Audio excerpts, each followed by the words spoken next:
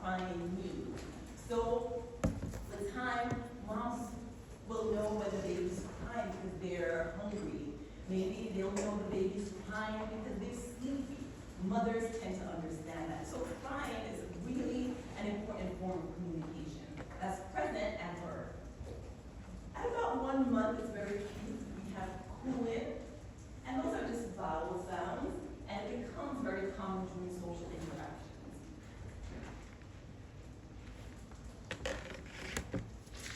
The third milestone in language development is babbling.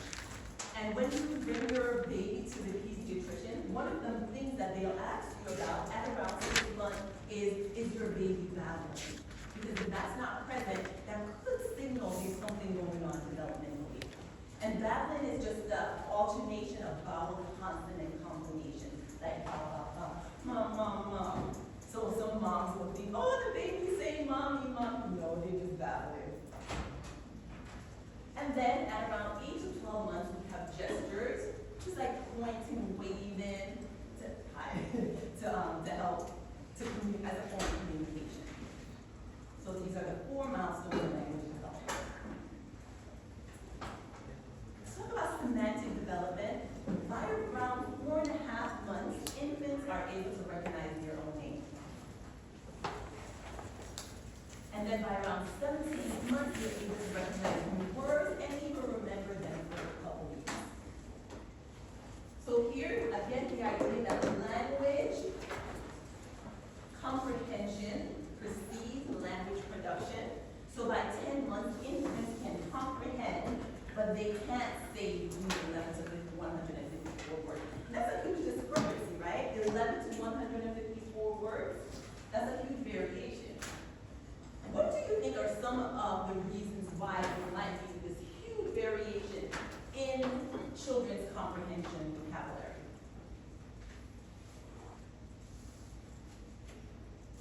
Yes? It could just be like different developmental milestones, or how much the parents are talking. Yes. If the parents are bilingual, I'm sure that's a big difference. You hit it right. That's perfect. So the sheer amount of conversation, amount of talk they're hearing in their environment, that is one of the factors that plays a huge role in this variation in language development. And we'll talk about that in a little while. Okay? So, and many of you probably know, by around 10 to 15 months, kids are able to say their first words. And of course, there are limitations in the sounds, their words are limited to the sounds that they can actually produce.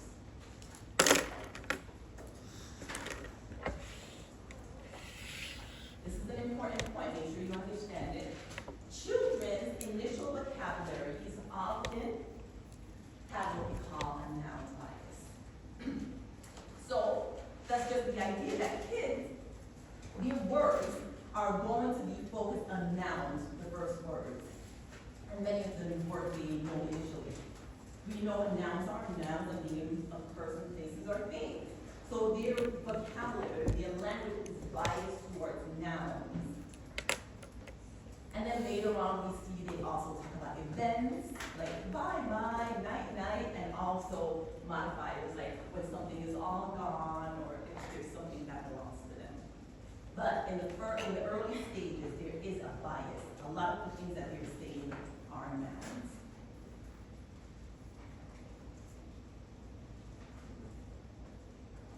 We noticed some interesting characteristics of infants or toddler speech. One is that the early toddler period is what we call the holographic period. And that's when kids are using a whole phrase to convey like a large meaning. So they're using they're trying to convey a whole phrase with one single word. So they can say bottle. That could mean, I want your bottle. Oh, that's a nice bottle. Oh, give me that bottle.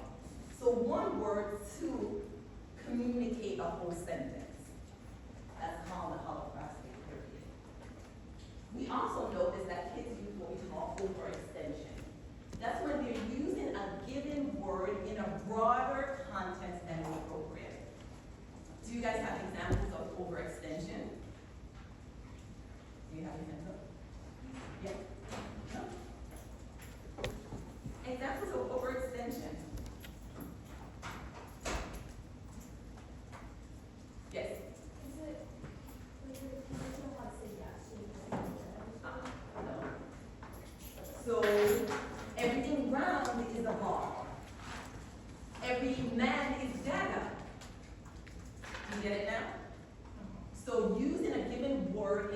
broader context and is appropriate. Again, everything round is a ball, a balloon, a marble, an egg. Snow, everything that's white is snow. It could be a white bottle of milk. Does that make sense? So that's overextension. Do you guys have examples from your own work with kids? Yes. My niece, and this may be different, but everything that we put on our big chair is hot. Hot, yes, One time yes, said that's it was true. hot. Yes, yes. Because maybe, what is she associating that with food? Yes. Yes.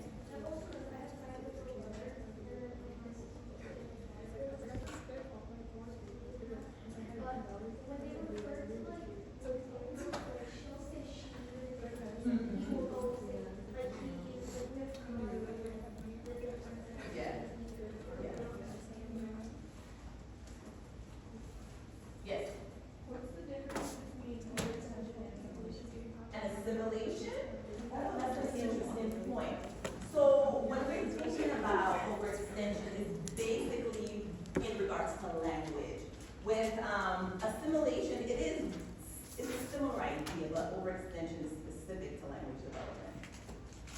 That's a great question, and great linking with other concepts we discussed before. And assimilation and accommodation is really a Piagetian concept. And this is like broad, thinking about language. And so here we can see how children's vocabulary increases rapidly in the early phases, right? In the early phases. So by around 18 months, we have what we call the vocabulary explosion. And that's when they're rapidly increasing in their production of words. So here, from first words at about 18 months, here we see vocabulary spout at around between 12 to 24, 25 months, like 2 years, and then later on we see sentences from between 18 months to like 30 months, 32 months. And again, you're seeing huge variations in this. So not all kids produce their first word at 15 months. Not all kids produce their first word at 10 months. There are huge variations in children's language milestones.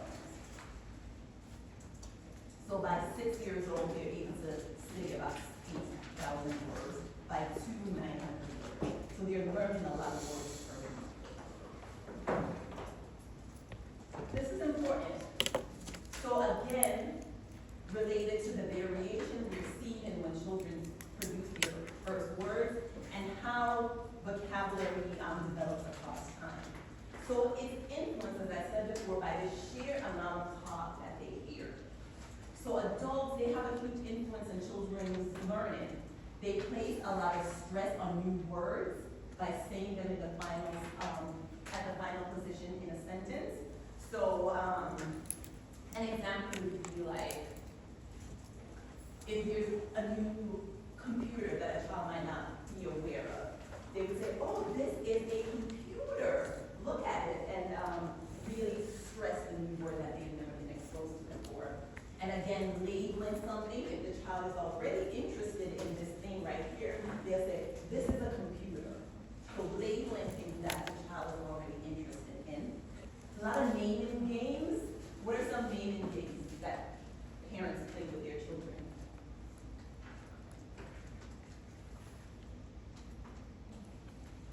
Yes. Oh, that's good, yeah. And even like touch your head, touch your nose, helps them learn body parts, but also helps them learn different words for the different parts of their bodies. And also play reading. That's one of the most important things that you should take away from this class is actually reading, making sure that you're reading to your children from even the very first day.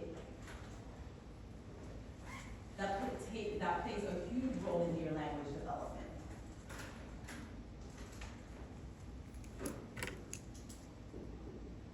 And we know that kids who are exposed to poverty, they usually are falling at the lower end in because often they're, instead of parents speaking to them, they're often placed in front of the television, and parents might think that that might be more beneficial, but actually talking to your children is actually more beneficial than putting them in front of the television.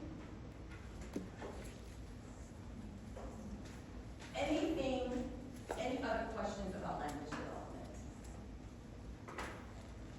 And we'll continue talking about language development as we go into early childhood and middle childhood, because language development is gradual.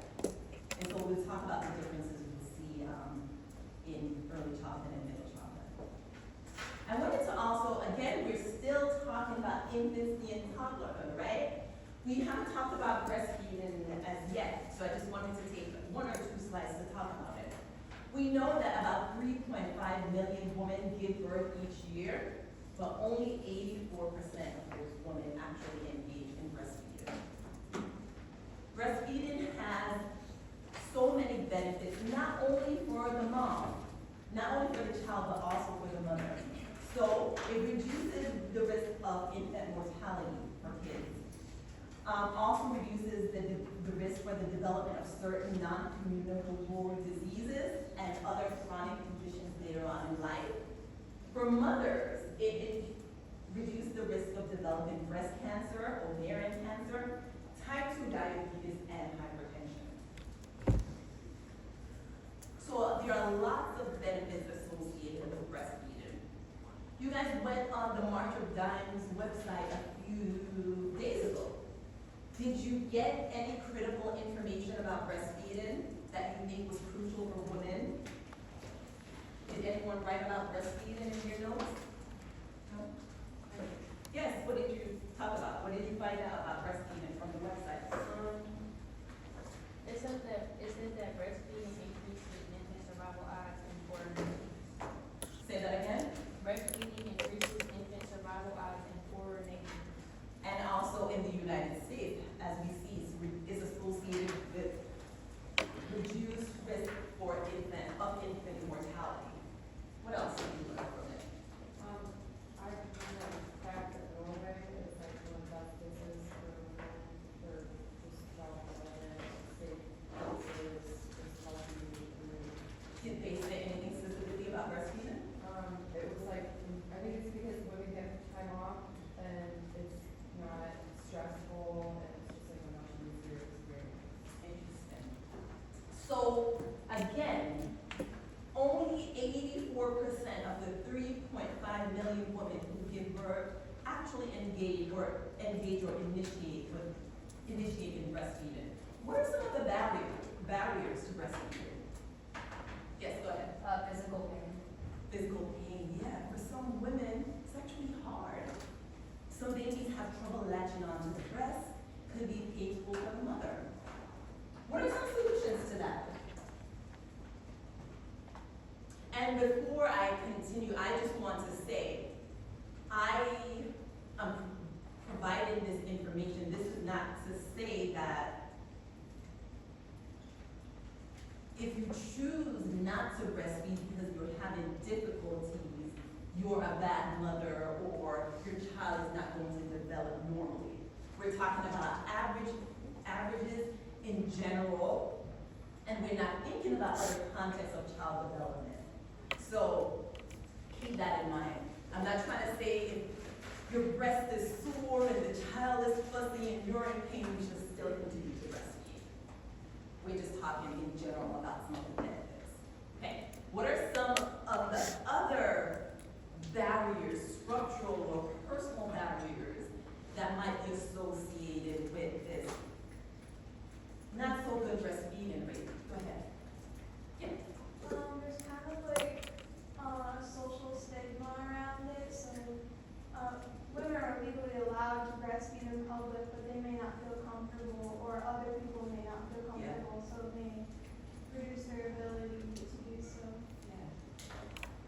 So even though there's spaces that might be devoted for it, some people might not feel comfortable, and some people might frown upon it. So Kimberly, I saw your hand as well. I feel like one of the biggest barriers would be poverty, like, for one, you might have to work so often that you don't get the opportunity to, and also if the mother herself is like very malnourished, she won't be able to produce breast milk adequately. Yeah. So poverty is a huge thing, right? When we're talking about the fact that we don't, as women and men also, we don't get a lot of time off after pregnancy. Paternal leave and maternal leave in America is not very good compared to other countries. And so when women are going back to work, especially for women who have jobs that may not provide opportunities for them to breastfeed, like a safe place, a clean place. Even in higher education, when my best friend first had her son, she actually had to breastfeed in a closet, and she was a university professor. Of course, this was maybe 5 or 6 years ago, but still.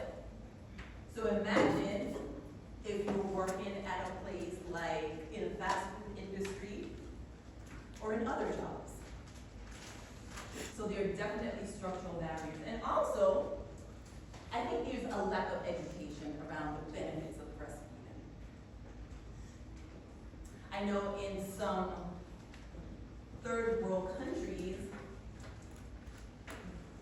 it's sort of, if you're able to buy formula, it might be seen as a sign of wealth. And again, they also don't understand the benefits. And I think as a society, we don't talk very much about the benefits of breastfeeding. For example, who knew about this? Raise your hand if you already knew about this. Only a few people. And so, what about advertising for infant formula? Do you think that that's widespread and that if that could have an impact? How so? I think more so like the advertisement of like the scarcity of formula. Yeah. And how mothers like freak out. Mm-hmm. I'm not sure the statistics of successes of breastfeeding and what they're telling women in hospitals. Like, yeah, I really think about like the scarcity of like and how we have mothers on WIC as well, Mhm. and they don't have enough nutrition Yeah. to even maybe be able to like produce milk, so they have to rely on formula. Yeah.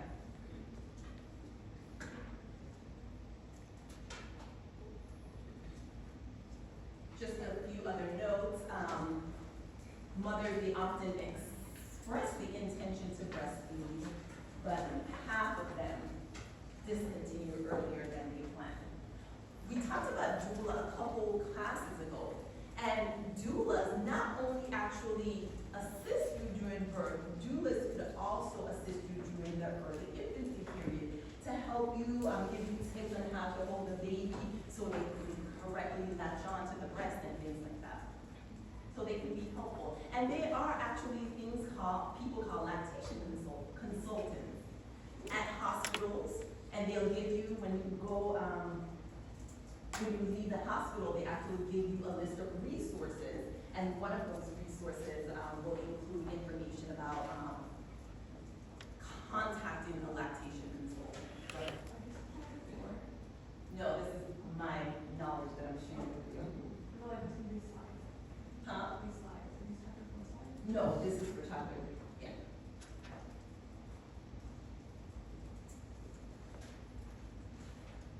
So there are lactation consultants, and there are actually community organizations. I think in the city of Detroit, there's an organization, I think it's called, can someone Google breastfeeding mamas? I think that's what it's called in Detroit. Someone find it, because there are, when we think about breastfeeding, we know that there are racial disparities. As you can imagine, individuals who are in poverty are less likely to breastfeed, and we know there are racial disparities in poverty just because of systemic barriers that minoritized people face in this country. And so we know that there are racial differences. And so there are a lot of community organizations in the city of Detroit that is educating the public about the benefits of breastfeeding to help close those disparities. Tell me what you found. I couldn't find that one, but I found Black Mothers Breastfeeding Yes. Association. Yeah, tell us about it. Its mission is to reduce racial inequalities in breastfeeding support for African Americans by building foundational networks of support and strengthening systems to overcome historical, societal, and social barriers to breastfeeding success. That's awesome. So it's, yeah, it's really great that there are people who are doing the work to educate the public, because often we don't know about the wonderful benefits that comes from it. Yes? We have another one called Sister Play Detroit. Oh, okay. And one of the volunteers for like tentacles for children and things and it's Awesome. And so these are some of the barriers based on research, limited parental leave. Again, we talked about maternal and paternal leave, very limited in this country. Inadequate workplace lactation accommodations, no privacy, no comfortable place to pump. Inconsistent access to trained lactation support, which is what many of the community organizations are doing. And their ability in healthcare and community-based support. So I'm really excited that in this city where we are in school, a lot of people are committed to getting the word out about the advantages of breastfeeding. And now that you know the advantages, you can share this information with the network as well. Are there any questions? You guys look sad. You guys are doing okay? Do you need me to go back to any slide? Okay. All right. So what questions do you have for me?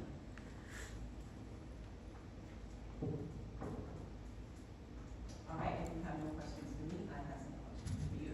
So take out your sheets. Yes, guys, you need to go back to read the syllabus because I outlined everything you need for the exam. And that was part of your orientation quiz. So, yes, Chapter 4 is in the files tab. the exam will cover chapters 1 to 4, so it will include the chapter that we're completing today. Yes. I can't find it in the files tab though. It's in there. It's all good. I just Yeah. downloaded it. Not all chapter. Other questions, concerns? Everyone's good? Awesome. I expected everyone to do really well, especially if you've been here in class and you've been paying attention. I've told you basically everything that's going to be exam, so you should do well. I'm really excited to make sure that you guys are really learning and processing everything that we talked about. All right, so we started talking about attachment. And as I said, some of the important names in attachment theory are Harry Harlow. We talked about the monkeys on Thursday. John Bowlby, remember he was basically the father of attachment theory. And then today we're going to talk about William Ainsworth.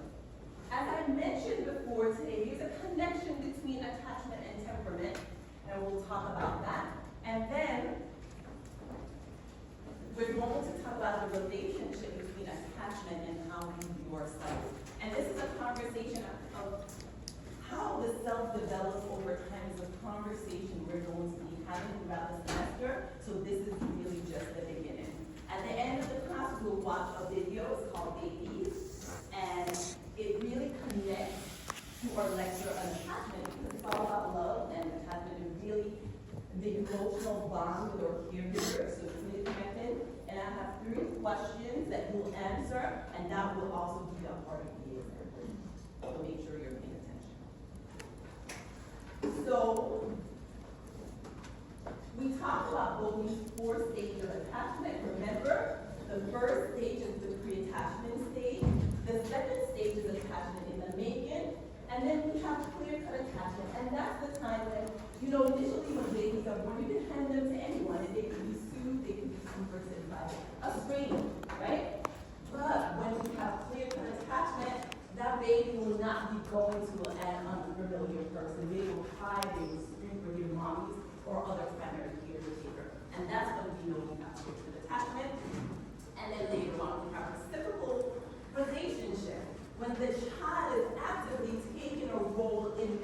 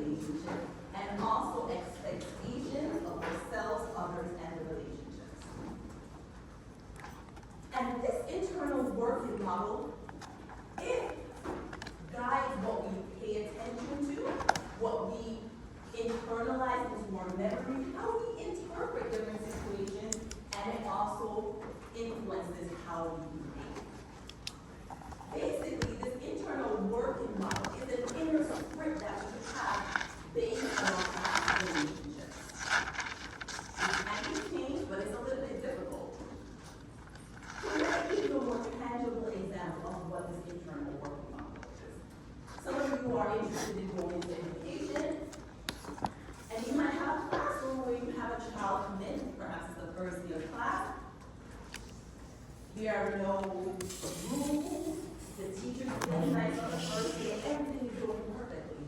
And suddenly you might have a student who starts misbehaving for no reason. And it's not consistent with the first year class when everyone is really nice and things are going really well.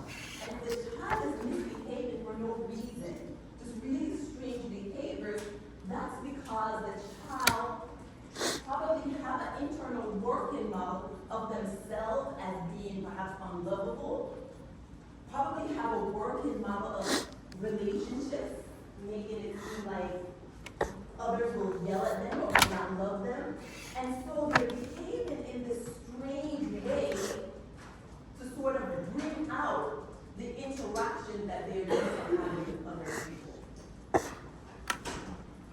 give you another example, in case that's not clear. So I used to watch divorce court a lot. And it was an episode where the husband was absolutely perfect. He gave his wife everything that she needed, but still she was unsatisfied in the relationship. And that was because, based on her past experiences, she had visions of herself as being incapable of being loved. She didn't think that her relationships would last, so she was behaving in a way to try to drive away that loving, caring husband that she had. So based on her past experiences, she created this vision of herself as being unlovable. She created a vision of her relationship as not going to last. And so she behaved in that way to sort of bring out that behavior from her husband. Does that sort of make sense? So internal working models, these are our inner script that we have about ourselves, other people, the relationship, and it guides how we will behave. In that first example, that little boy was misbehaving for no reason because he wanted to draw out the reaction from his teacher that he's used to having with other adults. Other adults probably yell at him and mistreat him. And that's what he knows about himself, and so he's behaving in a manner to draw out that familiar behavior from others.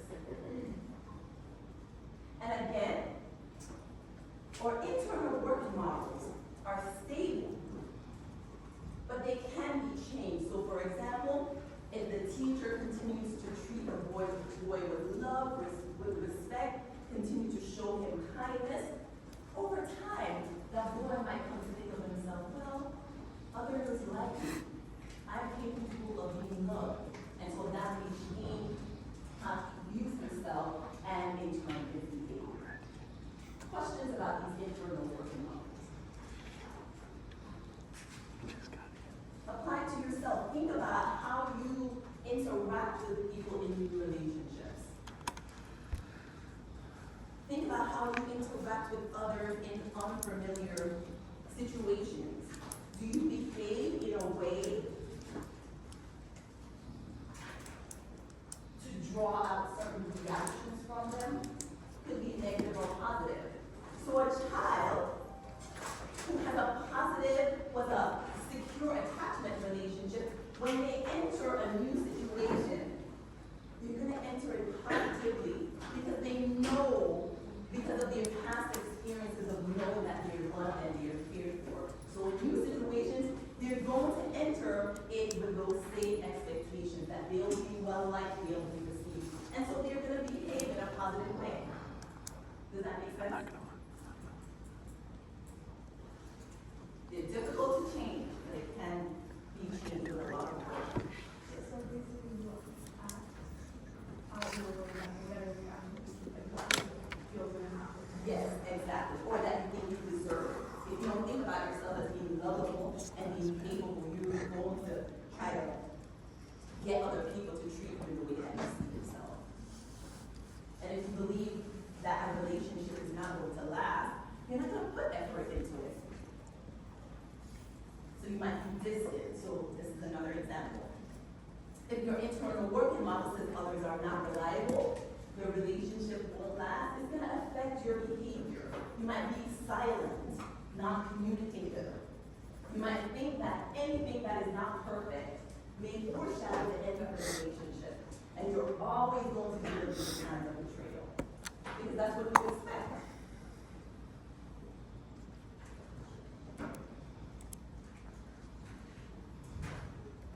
The next person, so we already talked about Harry Harlow, we talked about John Bowlby.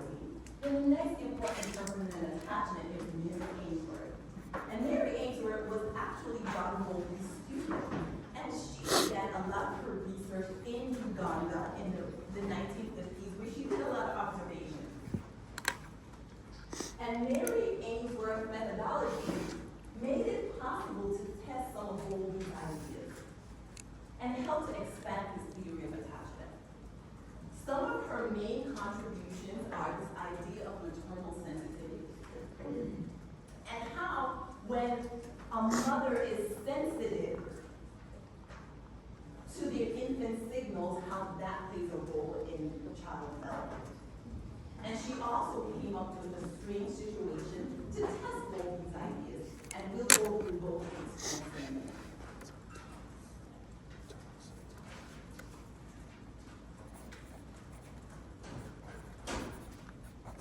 So again, Mary Ainsworth, she came up with the idea of maternal sensitivity to infant signals, and she also developed a strange situation. Let's talk about the strange situation. You don't need to copy this or memorize it, just know what it is. It's really a strange situation. It's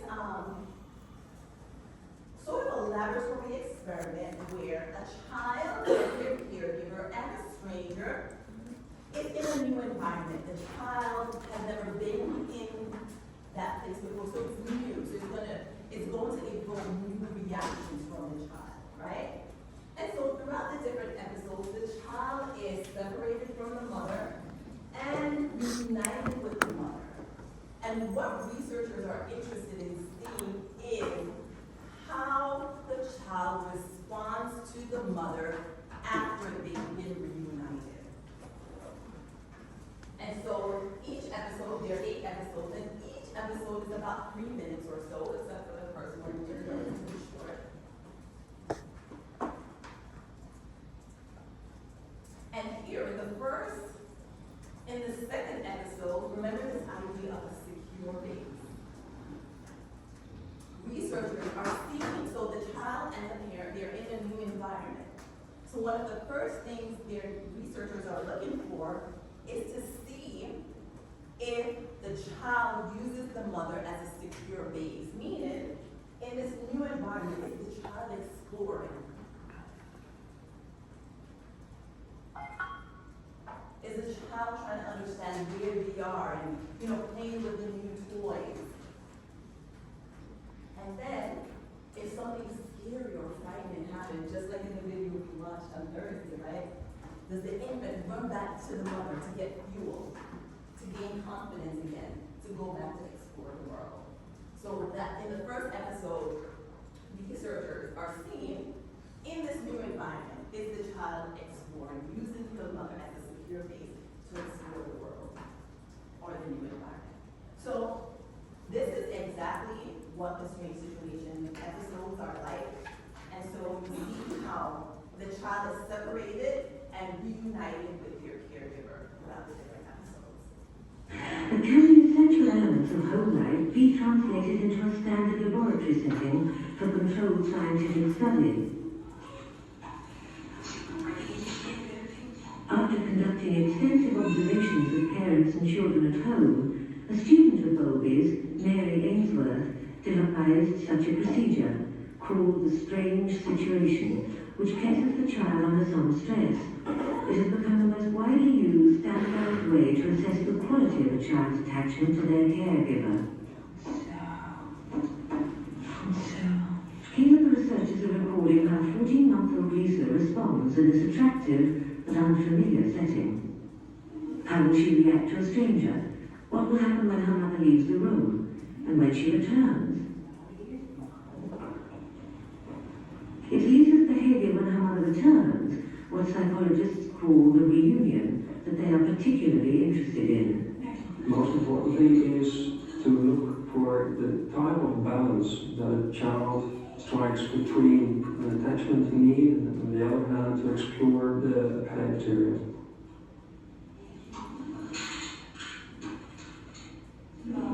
Once Lisa has settled down to play, a stranger enters the room and sits in a chair reading a magazine.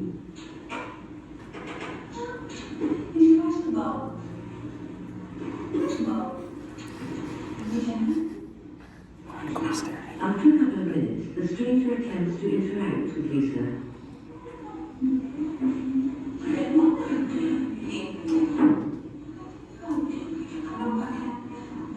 Soon after, Lisbeth gets a cue to leave the room.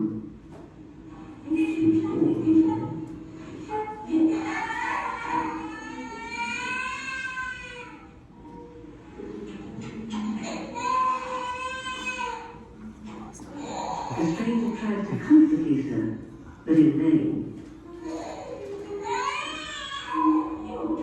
Lisbeth comes back into the room, and the camera records how Lisa reacts.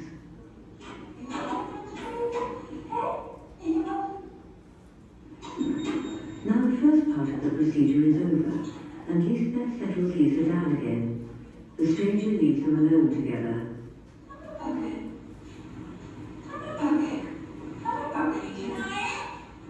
And soon after, Lisbeth goes too. Lisa is on her own. Her distress is plain to see.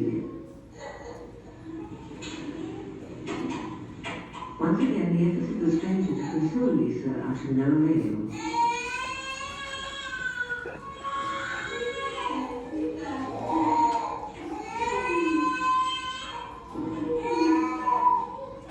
But Lisbeth manages to calm her almost at once, and shortly afterwards the observation ends. Lisa showed outward signs of what's called secure attachment. So you just went through basically all of the research on attachment is based on this strange situation paradigm. And as you can see, Lisa here, she has a secure attachment type because when the mother went back first in the beginning, she explored the room. This was a new environment, and she was using her mother as a secure base to explore this new environment.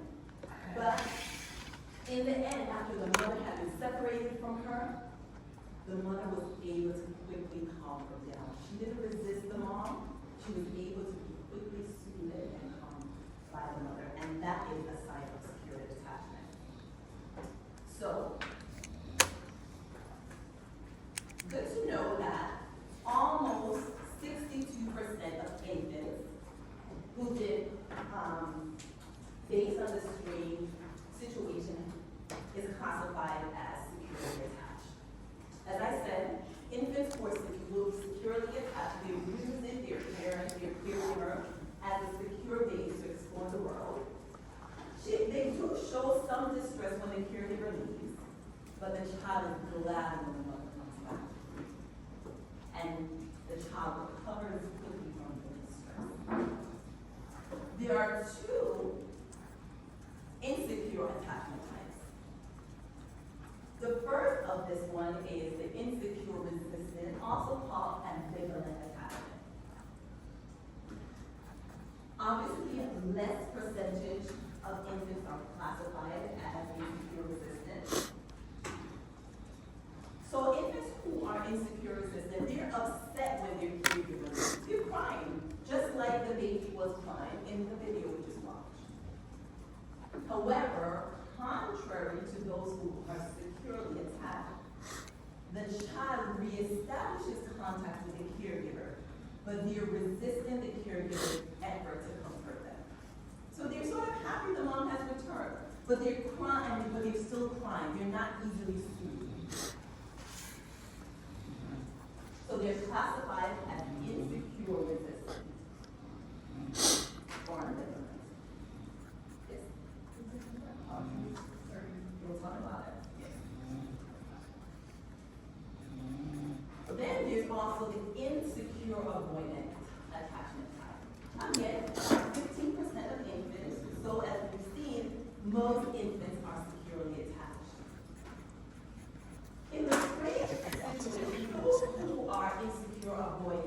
you're avoiding the mother in the strange situation.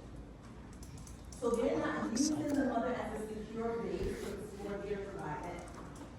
They're basically ignoring the mother. And they don't really care if when the mother leaves. They're not really crying. And when the mom comes back, you're not reading them.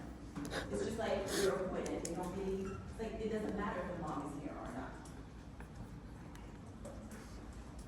So 3 different types: securely attached infants, insecure, resistant, or ambivalent, and insecure avoidant. Meaning they're avoiding their mothers. They're not using the mother or the caregiver as a secure base to explore their environment, and they don't really care when the mother returns. You're not reading them upon her arrival. So Mary Ainsworth, she identified those 3 attachment types. Later on, a 4th attachment type was discovered. It's called the disorganized or disoriented attachment type. And again, relatively few infants are classified as disorganized. And infants who are disoriented or disorganized, they show no consistent way of coping. The child usually has a dazed expression or fear during the reunion stage. At that time, the child is supposed to be happy to greet their mom who they've been separated from. But they're looking kind of dazed and confused and fearful upon the mother's arrival. And I have a nice example here that shows what an infant might do who is classified as disorganized or disoriented. So go ahead and read this.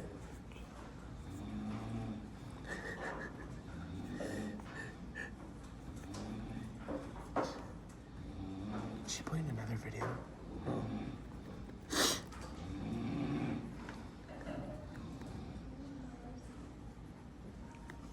Okay, raise your hand when you're done, because there's a part 2 to this. Part 2. What's she doing? Oh, God.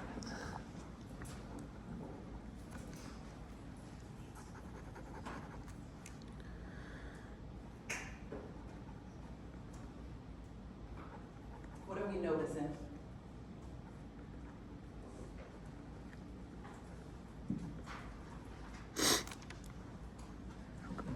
Day 6 measure or fear during reunion. Fear during reunion. What stands out to you?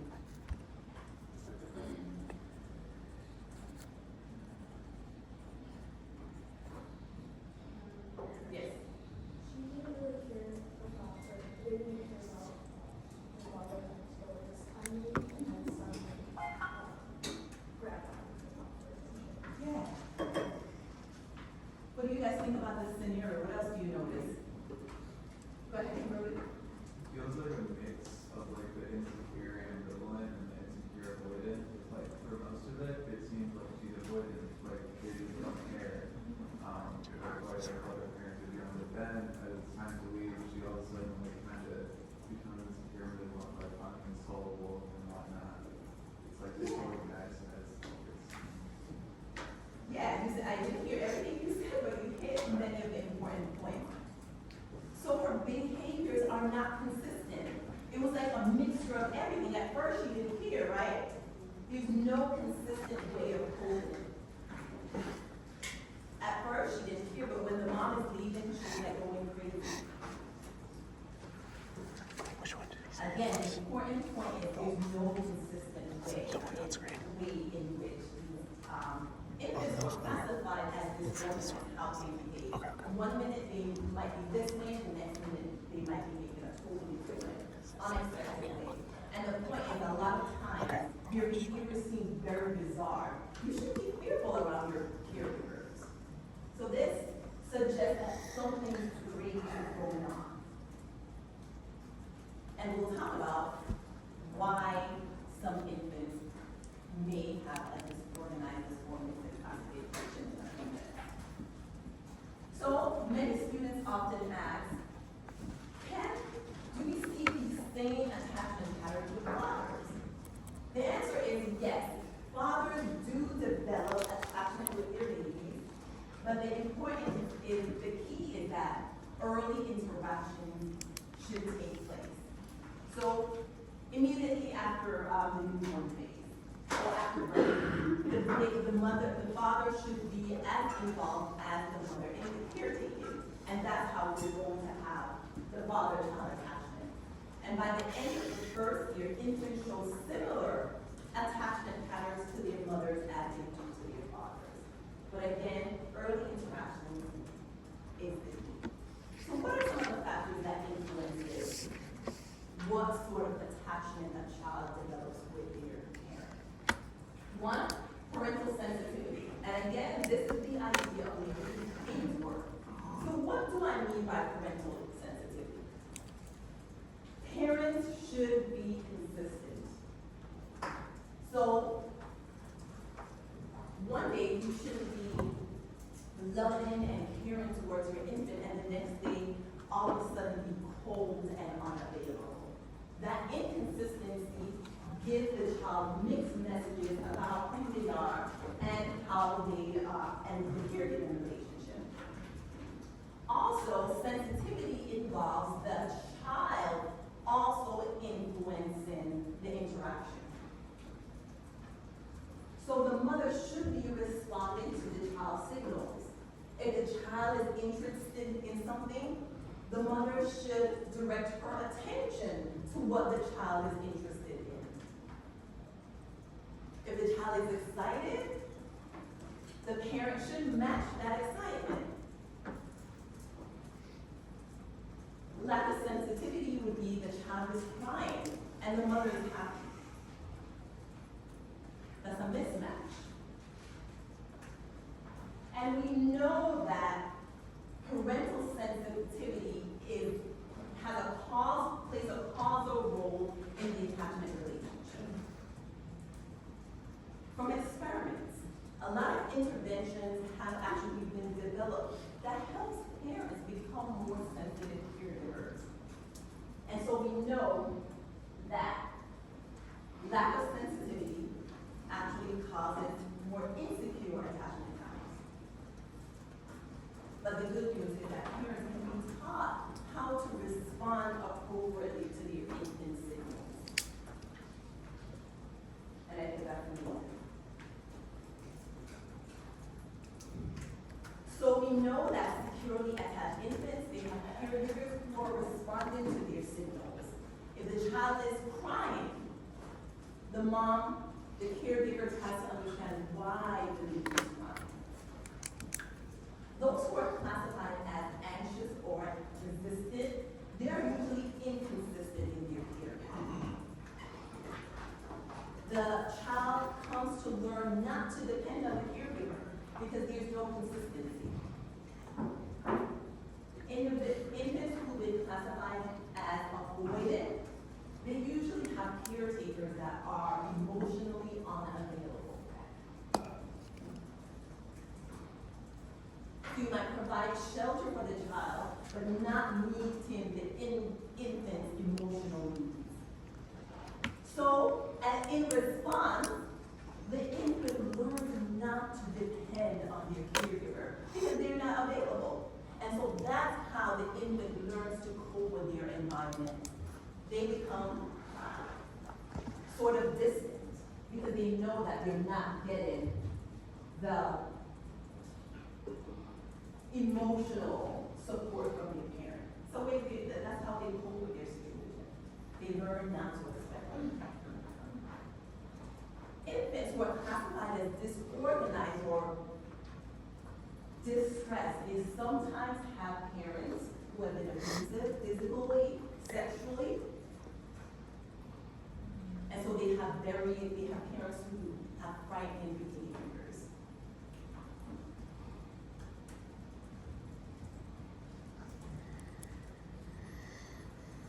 So again, parents, their actions, how they respond to their infants plays a role in the attachment that the infant develops towards them, and that makes sense. The infant, when you know that your parent is reliable, they can be counted on to take care of your needs,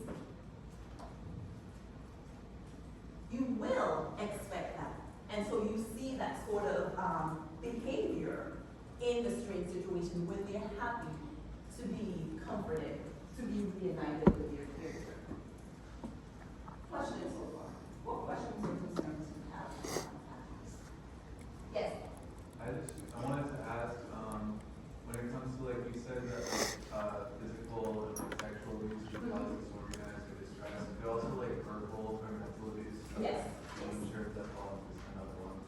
Yes, any sort of abusive, eerie behaviors by parents usually result in infants being disorganized or distressed, yes.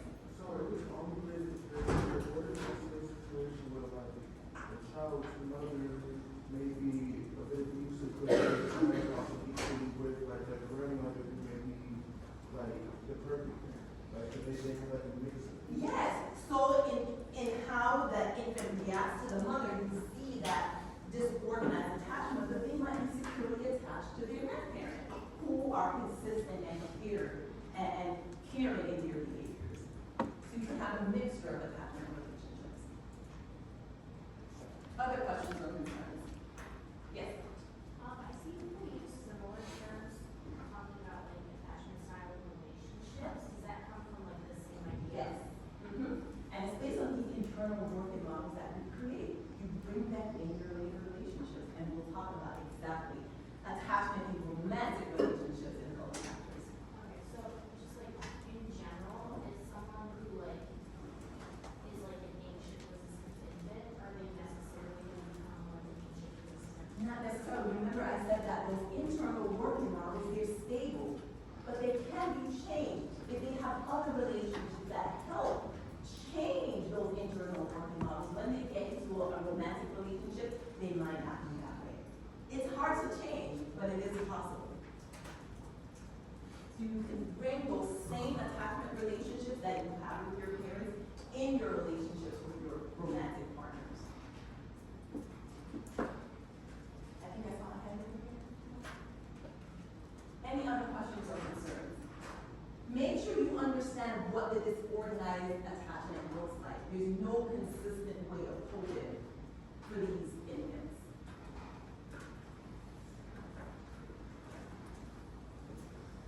So as I just pointed out, I just sort of, implied that parents are, especially mothers, are responsible for this attachment relationship that they have. But it's important to know that yes, mothers who are usually the primary caregivers, a lot of the things that they do, yes, it does influence how their children turn out. It influences their children's attachment relationship. But it's important to know that mothers need a lot of support in order to be the best parents that they can be. I think we live in a society where we like to blame parents for anything, for all the positive and negative outcomes of their children. But I think it's important to know that a lot of things affect how mothers interact with their children.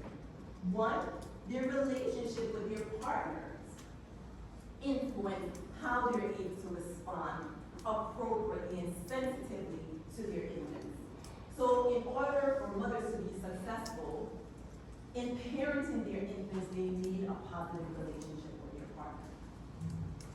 They also need adequate economic resources.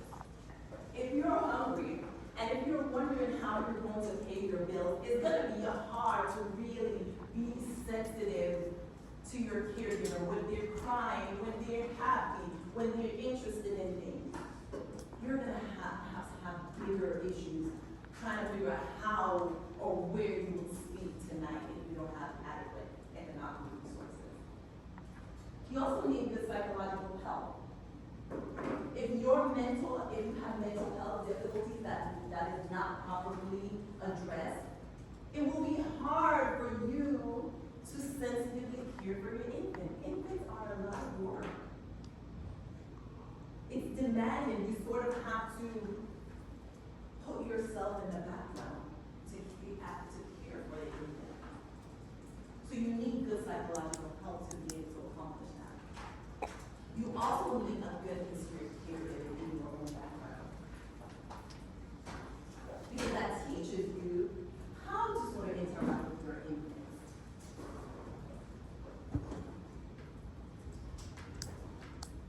So these are some of the child factors the maternal factors that might influence how they interact with their infants to create these different attachment relationships.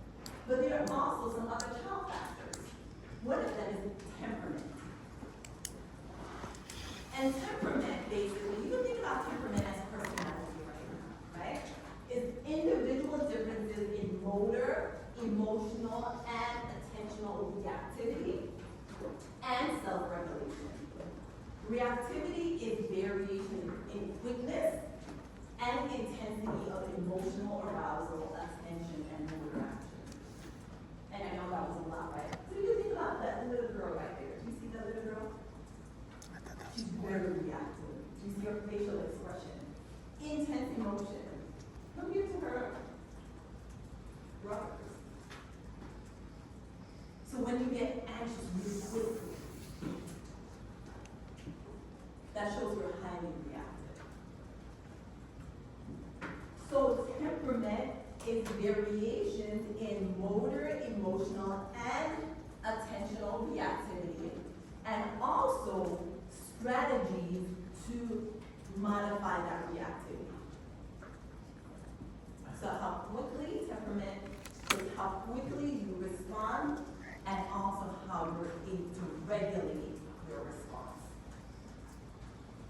And you can think about your own self and try to figure out if you're a highly anxious individual, you're very reactive, and think about all the strategies you can use to modify that reactivity, whether breathing, mental imagery, and things like that. So temperament is a child factor that influences the attachment relationship. And these are examples of temperament. So read this one, and when you're done, look up.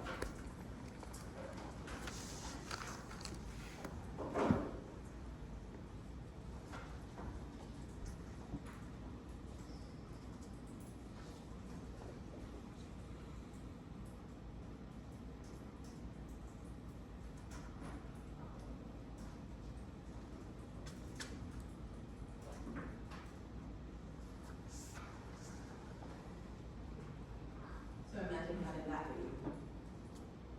Compared to John.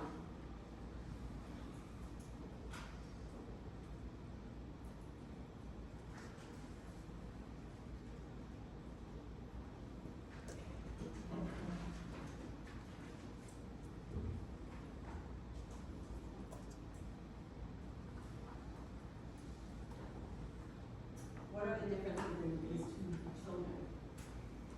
They have different temperaments. How would you describe the first one? How would you describe this one? Which baby do you want? Go ahead, Tiara. I would just Yeah. kind of high maintenance. Only because it seems like they're like super emotional. And when we were like thinking back to that second house, it seems like this one's kind of like not this word, not this word. So this is temperament, not attachment style. Oh, it doesn't know me. No, temperament can influence how the type of attachment relationship you hold with your character. So imagine having this child, right? Would it, you wanna, Yeah, I was kind of saying that, like, it seemed like this, having this temperament, it kind of influenced, like, not the avoidant attachment style, the resistance. yeah, so the point is that when you have a child who might be a little bit more difficult, they label the temperaments as easy, difficult, and slow to warm up. So Chris here would be difficult. So it would be sort of hard to develop a secure attachment relationship with the baby because you're not consistent, especially with new places.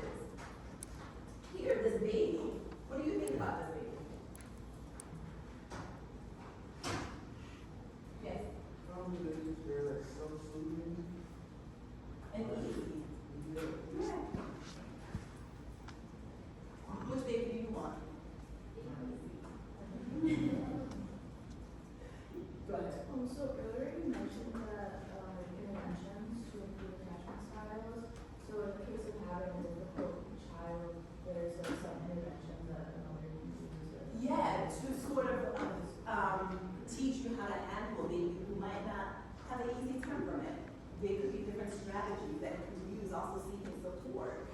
So yeah, there are interventions that could help with having a child with a difficult temperament. Are there ways that you can try to just the temperament of your baby, like raise them in condition of So baby? yeah, as you can see, slow to warm up babies, this shows that babies' their temperament can change. These start out as being somewhat difficult, but then they become easier over time.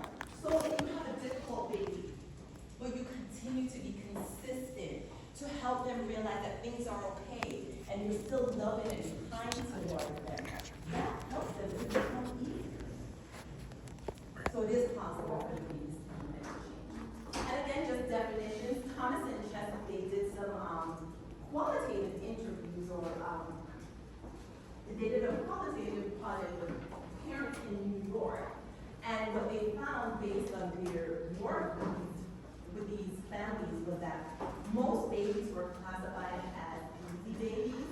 They adjusted readily to new experiences. They quickly established routines, meaning the mom can tell when it's nap time. The mom can tell when they're hungry. The mom can tell when they're gonna have a bowel movement. The mom, they know their routines. And they're also very cheerful and just very pleasant. And you can imagine how nice it is to perhaps parent a baby like that. Go ahead.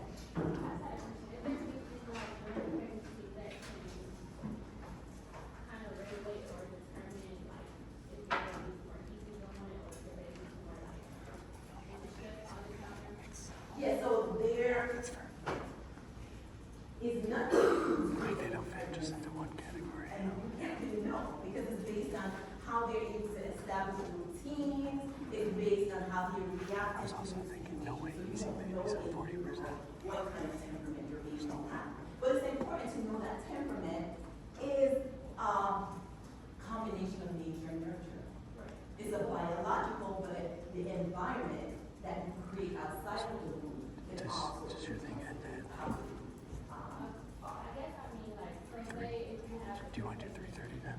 We'll just like study for an hour or something, or just go over slides and stuff. Alright, bet.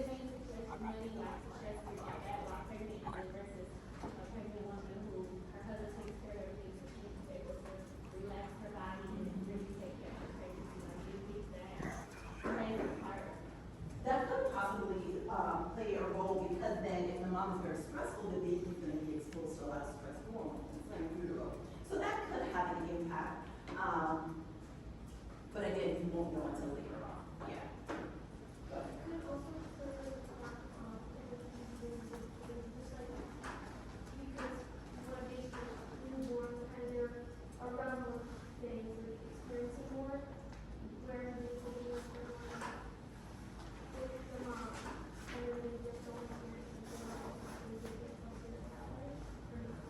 So what, tell me again the question that you're asking.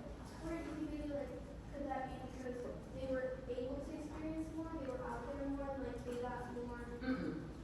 Because that's, the exposure kind of will tell you if you're easy baby or not. It's not the exposure that causes the temperament that you're seeing. Does that make sense? Other question?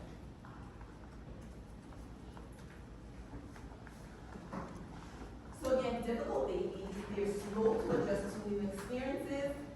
They're going to react negatively and intensely to new experiences and events, and they're irregular in their bodily function. Moms don't know when they're hungry. Moms can't really tell when it's nap time for them. Moms can't tell whether, like, if your routines are really inconsistent. And then as I said, slow to warm up babies, they start out as difficult, but over time, they really become. And the good news is that most babies were in the research that they did.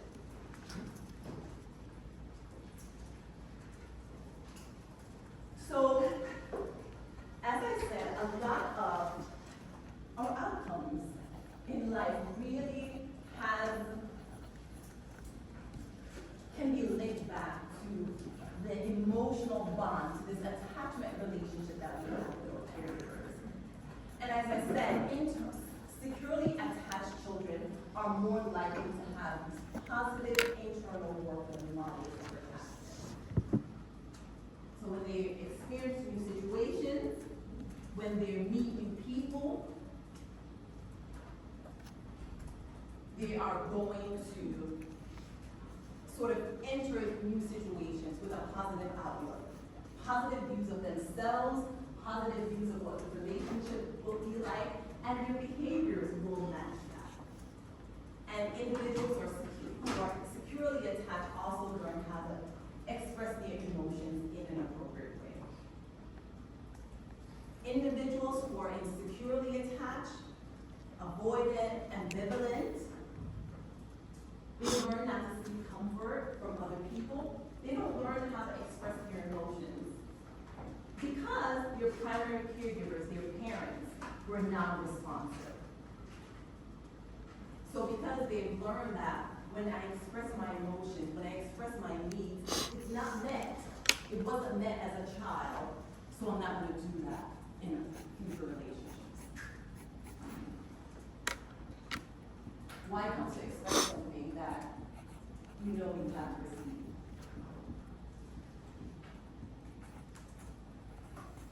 So in addition to shaping how we approach new situations, new relationships, how we see, attachment relationships influence how we view ourselves.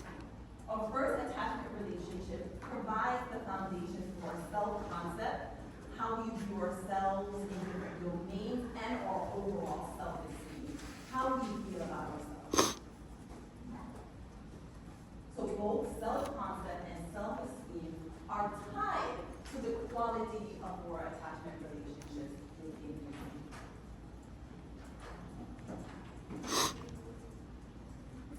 So let's look at how infants become to recognize themselves. So, infants between 2 to 4 months, they are just having the sense of being able to control objects around them. And this sort of tells us that they understand that they are separate from the other things around them. By 3 to 4 months, infants are able to control their own leg movements.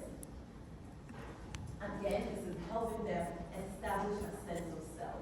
When they're able to move their body parts, they're recognizing that they are an individual. By 8 months, remember we just talked about attachment, right?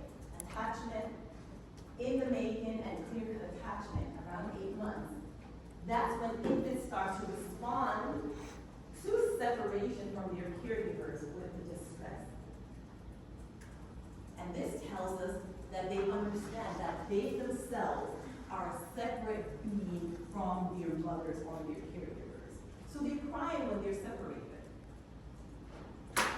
Again, we're talking about how children come to understand themselves as individuals that are separated from their parents. By around 18 to 20 months, infants can actually recognize themselves, their own reflection in the mirror. So before 18 months or so, when you put a baby in front of the mirror, what will they say when they look in the mirror?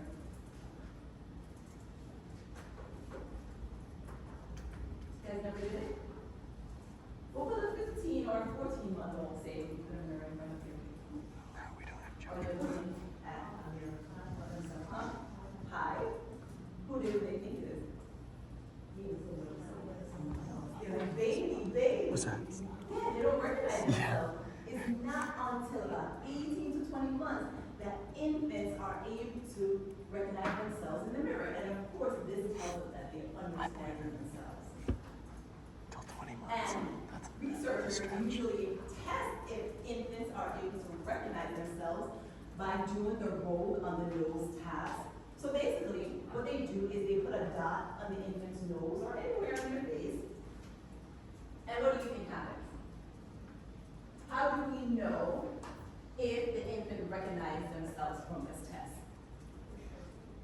adjust your face, Oh, yeah. okay, yeah.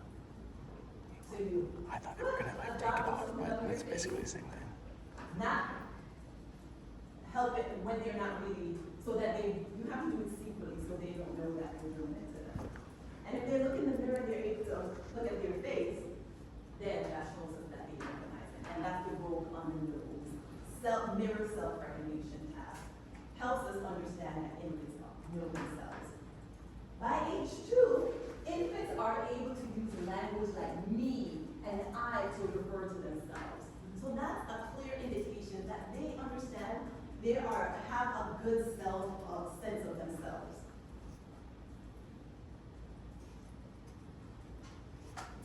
Age 24 months, they have what we call self-conscious emotions. Self-conscious emotions include guilt, pride, shame. And self-conscious emotions are emotions that show that infants are aware of how others are seeing them. That's why they're able to show pride, guilt, embarrassment. So they recognize that others are viewing them in different ways, and so they express these emotions. By 15 to 24 months, infants are able to show embarrassment when they're the center of attention, pride by around age 3, as we done a lot in my baby, when they're pleased for achieving something, and guilt, when there's some sort of remorse or regret. And it's important to understand the difference, and your book goes into this, the difference between shame and guilt. When you feel guilty, you're feeling sort of remorse and regret for having done something. And guilt is not really, and shame is not really related to concern for others. You're just feeling sad because your actions have been exposed. So guilt is sort of concerns for others. Shame, you're really feeling bad that you've been exposed. It's more an internal feeling, more self-focused. And again, point of this is that the attachment relationship that we develop with our caregivers, they form the basis for how we view ourselves. And so what we just did, we went through how infants from the very early stages come to develop a sense of themselves. And I think this is the last slide. Are there any questions?